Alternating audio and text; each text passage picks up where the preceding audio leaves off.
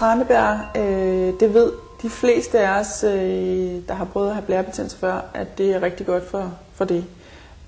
Men det vi ikke ved, det er, at det er mængden, der også afgør, hvor hurtigt og hvor effektivt det virker.